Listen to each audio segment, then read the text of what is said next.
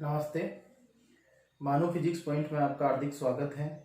कक्षा 12 की सीरीज में आज हम बात करने जा रहे हैं विद्युत द्विध्रुव तथा विद्युत द्विध्रुव आघूर्ण की। तो सबसे पहले देखिए कि विद्युत द्विध्रुव क्या होता है।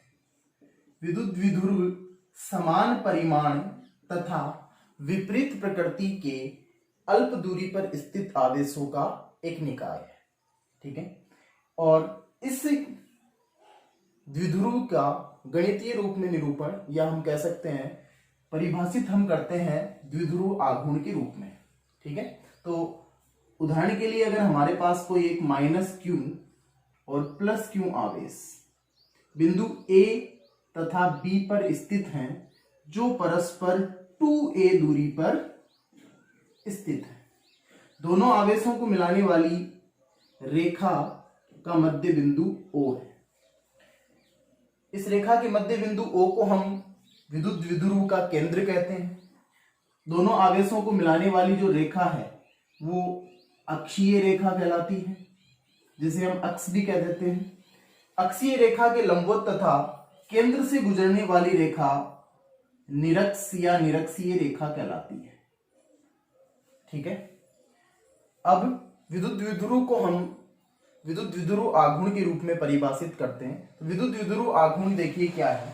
विद्युत द्विध्रुव आघूर्ण एक सदिश राशि है जो इस तरह से परिभाषित की जा सकती है कि विद्युत द्विध्रुव के किसी एक आवेश का परिमाण और दोनों आवेशों के बीच की दूरी का गुणनफल विद्युत द्विध्रुव आघूर्ण कहलाता है।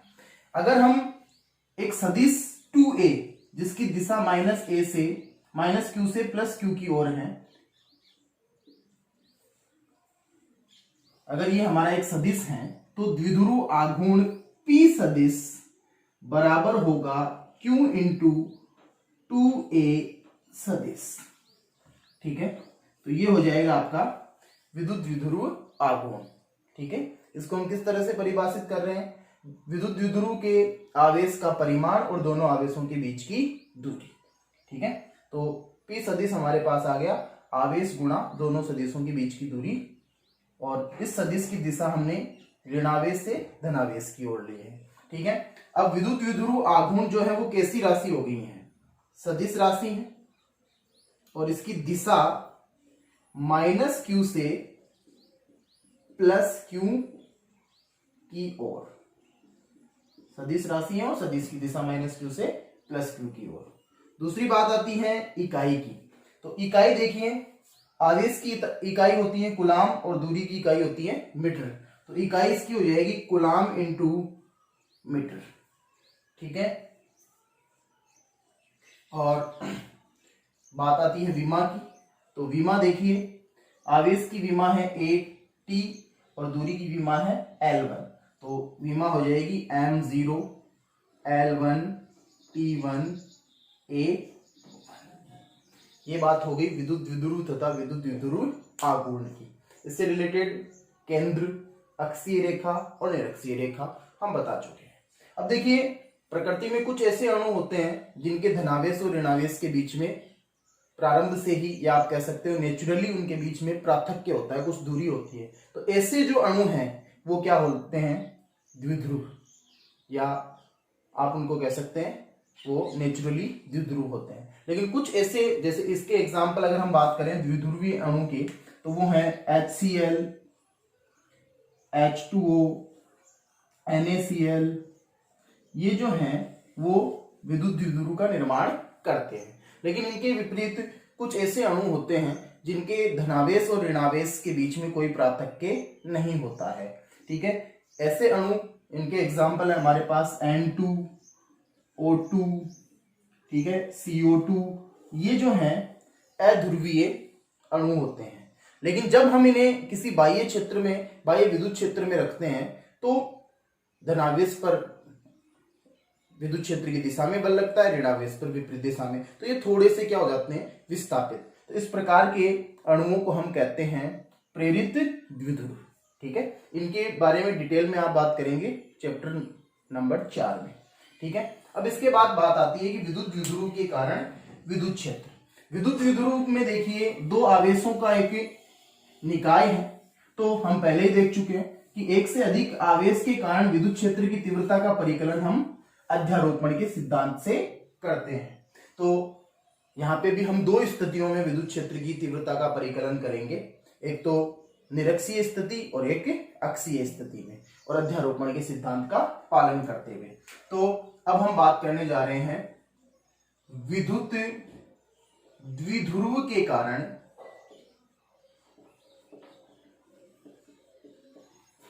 विद्युत क्षेत्र। सबसे पहले हम बात कर रहे हैं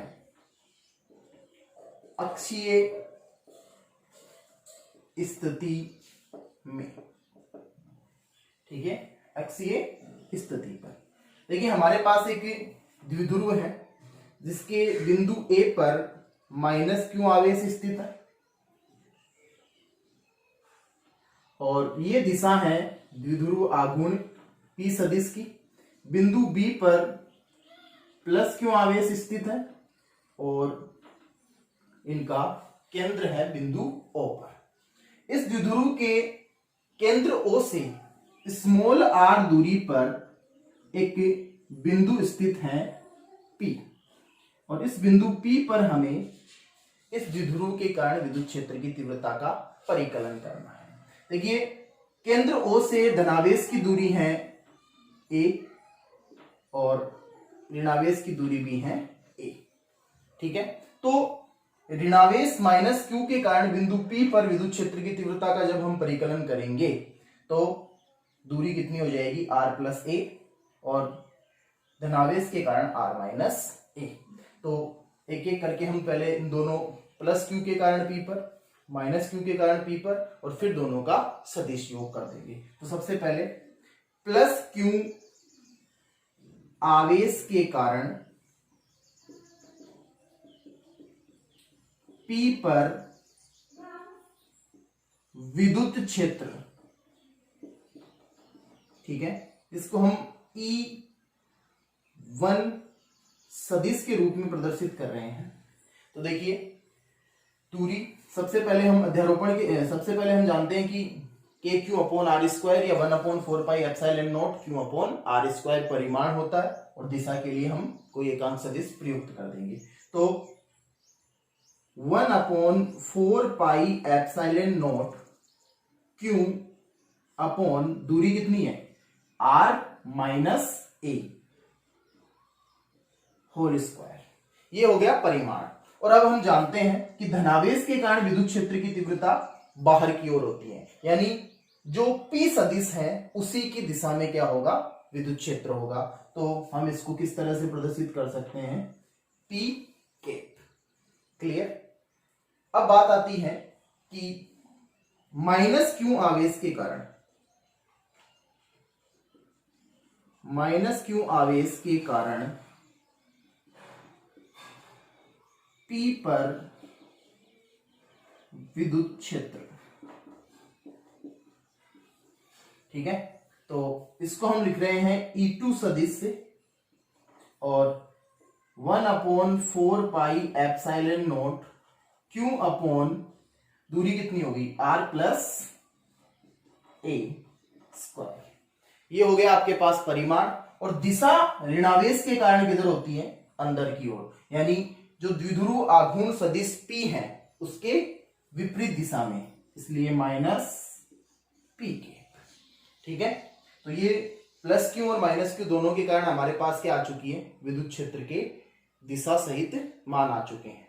तो अब हम क्या कह सकते हैं, P पर परिणामी विद्युत क्षेत्र E सदिश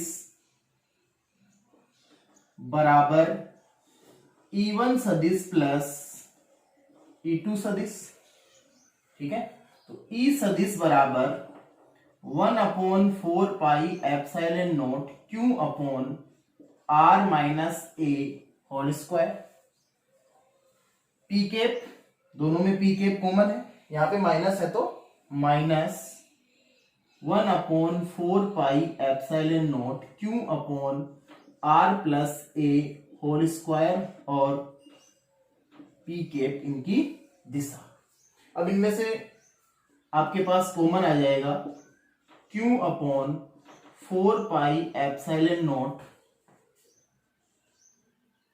1 अपॉन r माइनस ए का whole square minus 1 upon r plus a का होल स्क्वायर पी के। ठीक है, तो अब इसके बाद इसको सोल्व करें तो r minus a r plus a, r square minus a square. तो हम कह सकते हैं कि ई सदिश बराबर Q upon 4 pi epsilon not are square minus a square का होल स्क्वायर। एलसीएम आ गया दोनों का। अब r प्लस ए का whole square, r plus a के होल स्क्वायर में से r माइनस ए का होल स्क्वायर हमें सब्सट्रैक्ट करना है और यहां हमारे पास है पी के। इसे सोल्व करते हैं तो ई सदिश बराबर Q upon 4 pi epsilon not are square, इसको ओपन कर देते हैं, r square plus a square plus 2RA minus r square minus a square plus 2RA upon r square minus a square p के। आर स्क्वायर से minus के r square cancel, a square से a square cancel. और अब इसे अगर हम solve करें तो ई सदिश बराबर Q upon 4 pi epsilon naught 2RA यानी हो गया 4RA r square minus a square का होल स्क्वायर पी के। अब हम इसे थोड़ा सा रीअरेंज करते हैं तो ई सदिश बराबर Q into 2A into 2R P के upon 4 pi epsilon not are square minus a square का whole square. Q into 2A हम जानते हैं, अभी अभी हमने डिस्कस किया था कि विद्युत द्विध्रुव आघूर्ण का परिमाण है। तो इसको हम क्या लिख सकते हैं, ई सदिश बराबर P इंटू पी केप, 2 इधर ले लेते हैं, R upon 4 pi epsilon not are square minus a square. ठीक है, अब P into p cap, P vector हो गया और अब हम इसमें कंडीशन लगा देते हैं। ठीक है, अब हम यहां लगाते हैं कि यदि R is very very greater than A, यानी बिंदु P जो है दोनों आवेशों के बीच की दूरी की तुलना में क्या हो, बहुत अधिक, तो r square minus a square का होल स्क्वायर हमारे पास यहां है, r square minus a square को हम अप्रोक्सीमेटली क्या लिख सकते हैं, आर स्क्वायर।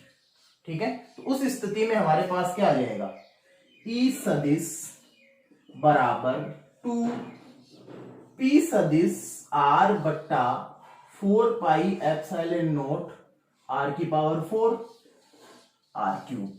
तो हमारे पास ई अक्षीय, ये स्थिति कौन सी थी, अक्षीय सदिश जो है वो कितना होगा, 2p सदिश upon 4 pi epsilon not r cube.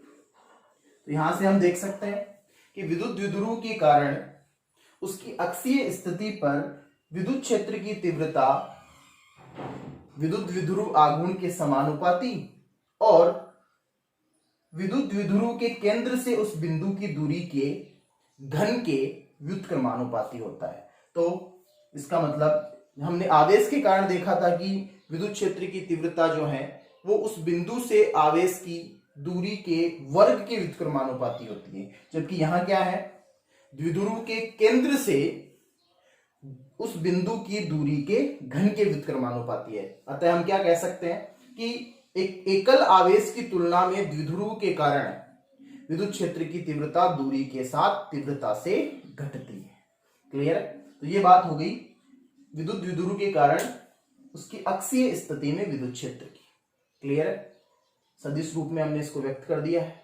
ठीक है, और स्थिति हमारे पास क्या थी कि जो दूरी r है, बिंदु r की जो बिंदु P की जो केंद्र से दूरी है वो दोनों आवेशों के बीच की दूरी की तुलना में क्या हो, अत्यधिक हो। क्लियर है, ये बात हो गई हमारे पास अक्षीय स्थिति पर। अब हम बात करेंगे विद्युत द्विध्रुव की निरक्षीय स्थिति पर।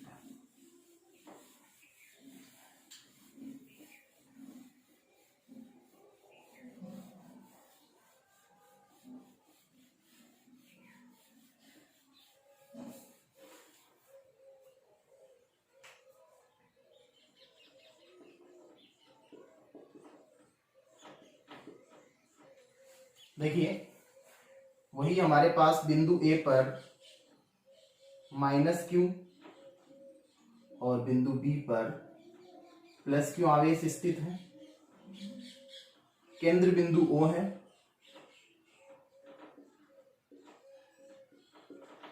और बिंदु O से स्मॉल r दूरी पर बिंदु O से स्मॉल r दूरी पर निरक्षीय स्थिति में बिंदु P स्थित है। ठीक है, अब हमें इस द्विध्रुव के कारण निरक्षीय स्थिति में स्थित बिंदु P पर विद्युत क्षेत्र की तीव्रता का परिकलन करना है। तो विद्युत क्षेत्र की तीव्रता का परिकलन करने के लिए वही हमारा तरीका, अध्यारोपण का सिद्धांत। तो पहले हम धनावेश और ऋणावेश दोनों के कारण अलग अलग विद्युत क्षेत्र की तीव्रता का परिकलन बिंदु P पर कर लेंगे और उसके बाद उसका वेक्टर सम कर लेंगे। तो पहले हम बिंदु A और B से P की दूरी ज्ञात कर लेते हैं। तो ये A है, ये R है और ये 90 डिग्री का कोण है। तो जो दूरी BP होगी वो कितनी होगी, √ऑफ r² प्लस a², और इसी तरह से a² प्लस r² का √ ही क्या होगा, बिंदु A से P की दूरी।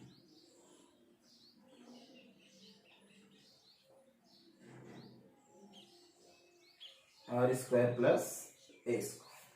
ठीक है, इसके साथ साथ ये कोण होगा थीटा और ये कोण भी कितना होगा, थीटा। ठीक है, अब हम बात करते हैं बिंदु P पर विद्युत क्षेत्र की तीव्रता धनावेश के कारण। तो देखिए धनावेश के कारण विद्युत क्षेत्र की तीव्रता क्या होगी, बाहर की ओर, इसको हम लिख देते हैं E1 सदिश, और ऋणावेश के कारण विद्युत क्षेत्र की तीव्रता किधर होगी, अंदर की ओर, इसको हम लिख देते हैं E2 सदिश। ठीक है, तो अब हम एक एक करके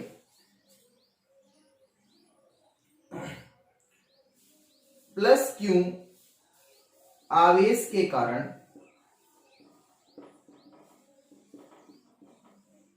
P पर विद्युत क्षेत्र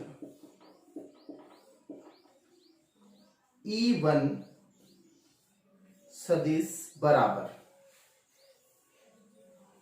वही सबसे पहले परिमाण, तो परिमाण 1/4πε0 q अपॉन दूरी कितनी है, √ऑफ r² प्लस a², तो r² प्लस a² √ का वर्ग करेंगे तो √ रिमूव हो जाएगा, और इसकी दिशा है BP सदिश की दिशा में एकांक सदिश।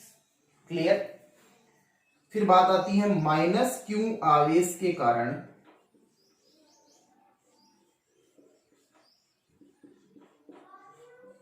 P पर विद्युत क्षेत्र E2 सदिश, वही परिमाण 1/4πε0 q upon r² plus a², और अब दिशा किधर होगी, PA सदिश की दिशा में एकांक सदिश।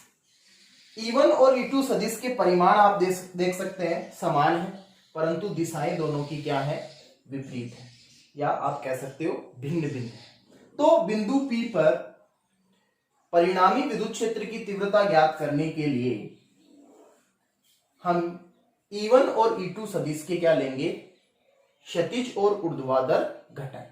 तो देखिए E1 सदिश, मैं थोड़ा सा यहां पे फिर से, ये E1 सदिश है और ये E2 सदिश है। ठीक है, ये कोण थीटा है, तो ये क्षैतिज दिशा है और ये ऊर्ध्वाधर दिशा है। तो ये कोण अगर थीटा है तो ये कोण भी कितना होगा, थीटा। ठीक है,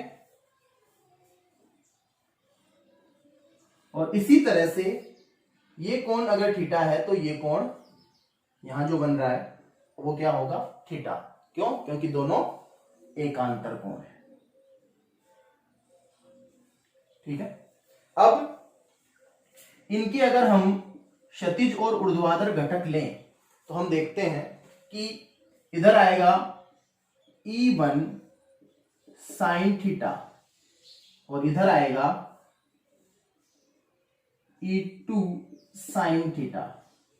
ठीक है, इधर आएगा E1 कोस थीटा और E2 कोस थीटा। क्षैतिज और ऊर्ध्वाधर घटक लेने पर हम देखते हैं कि ऊर्ध्वाधर घटक E1 साइन थीटा और E2 साइन थीटा परिमाण में समान दिशा में विपरीत है, एक दूसरे को क्या कर देंगे, निरस्त। जबकि E1 कोस थीटा और E2 कोस थीटा जो क्षैतिज घटक है वो दोनों एक ही दिशा में है, तो जुड़ जाएंगे। तो हम क्या कह सकते हैं, बिंदु P पर परिणामी विद्युत क्षेत्र E सदिश बराबर E1 cos theta plus E2 cos theta. ठीक है, ये परिमाण आ गया। अब देखिए P सदिश की दिशा ऋणावेश से धनावेश की ओर है, जबकि जो बिंदु P पर परिणामी सदिश आया है उसकी दिशा धनावेश से ऋणावेश की ओर है। अतः दिशा के लिए हम यहां पे क्या लगा देंगे, माइनस PK। ठीक है, अब E1 और E2 के परिमाण समान है तो इसे हम क्या लिख सकते हैं, या E सदिश बराबर 2E1 cos theta minus PK। अब हम यहां पे थोड़ी सी चर्चा कर लेते हैं कोस थीटा के मान की। तो कोस थीटा का मान कितना होता है, आधार बट्टा कर्ण। तो आधार का मान यहां पे कितना है, a, और कर्ण का मान कितना है, r square plus a square का अंडर रूट। मान रख दे। तो E सदिश बराबर 2, E1 का परिमाण कितना है, Q upon 4 pi epsilon not r square plus a square. तो Q upon 4 pi epsilon not r square plus a square. फिर cos theta a upon under root r square plus a square minus PK। Solve करें, Q into 2a कितना हो गया, E सदिश बराबर Q into 2a, हम क्या लिख सकते हैं, P upon 4 pi epsilon not r square plus a square की पावर हाफ, सॉरी 1, और r square plus a square की पावर हाफ। तो जुड़ के घात में कितनी हो गई, r square plus a square की पावर 3/2, और यहां पे है माइनस PK। अब E सदिश बराबर P into PK minus P सदिश upon 4 pi epsilon not r square plus a square की पावर 3/2। अब हम यहां लगा देते हैं कंडीशन, यदि r is very very greater than a तो r square plus a square is equals लगभग कितना हो जाएगा, r स्क्वायर। अतः है r square plus a square की जगह हम r स्क्वायर रखें और उसकी पावर 3/2, तो E यहां पे लिख देते हैं, E निरक्स बराबर माइनस P सदिश upon 4 pi epsilon not r। तो यहां पे भी आप देख सकते हैं कि जो निरक्षीय बिंदु पर विद्युत क्षेत्र की तीव्रता है वो विद्युत द्विध्रुव आघूर्ण के समानुपाती और बिंदु O से बिंदु P की दूरी के घन के व्युत्क्रमानुपाती। ठीक है। अक्षीय बिंदु पर हमने देखा कि विद्युत क्षेत्र की तीव्रता विद्युत द्विध्रुव आघूर्ण सदिश की दिशा में होती है, जबकि यहाँ पे विद्युत द्विध्रुव आघूर्ण की विपरीत दिशा में। एक चीज आप यहां देख सकते हैं कि समान दूरियों पर वहां पे हमारे पास जो मान आया था वो था 2p और यहां पे है p। तो हम क्या कह सकते हैं, बिंदु O से समान दूरियों के लिए अगर आप संबंध देखना चाहें तो आप क्या कह सकते हैं कि विद्युत क्षेत्र की तीव्रता जो है वो अक्षीय बिंदु पर निरक्षीय बिंदु की 2 गुनी होती है। हम कह सकते हैं O से समान दूरी पर E अक्षीय बराबर 2E निरक्षीय, यानी कि अक्षीय बिंदु की विद्युत क्षेत्र की तीव्रता का परिमाण निरक्षीय बिंदु की विद्युत क्षेत्र की तीव्रता का 2 गुना होता है। तो ये हमारे पास बात हो गई विद्युत द्विध्रुव के कारण विद्युत क्षेत्र की। ठीक है। इसके बाद अगर किसी विद्युत द्विध्रुव को बाह्य विद्युत क्षेत्र में रखा जाए तो उस पर बल और बलाघूर्ण का मान कितना होगा उसे डिस्कस करते हैं।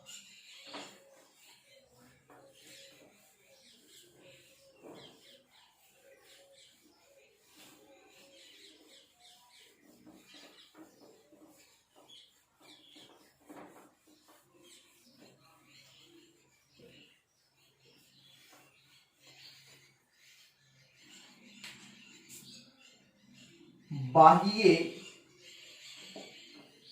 विद्युत क्षेत्र में विद्युत द्विध्रुव पर बल तथा बलाघूर्ण। ठीक है। देखिए हमारे पास एक समान विद्युत क्षेत्र है जो दी गई रेखाओं की दिशा में आरोपित है। इस विद्युत क्षेत्र में विद्युत क्षेत्र से किसी कोण पर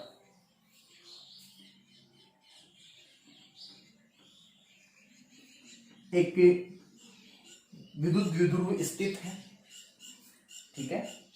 और किसी क्षण विद्युत क्षेत्र से बनाया गया कोण है थीटा।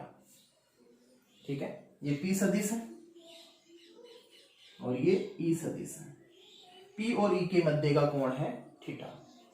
तो हम जानते हैं कि अगर कोई भी आवेश विद्युत क्षेत्र में स्थित है तो उस पर लगने वाला बल होता है Q इंटू E, और धनावेश पर विद्युत क्षेत्र की दिशा में बल लगता है और ऋणावेश पर विपरीत दिशा में बल लगता है। तो हम क्या कह सकते हैं, विद्युत क्षेत्र E में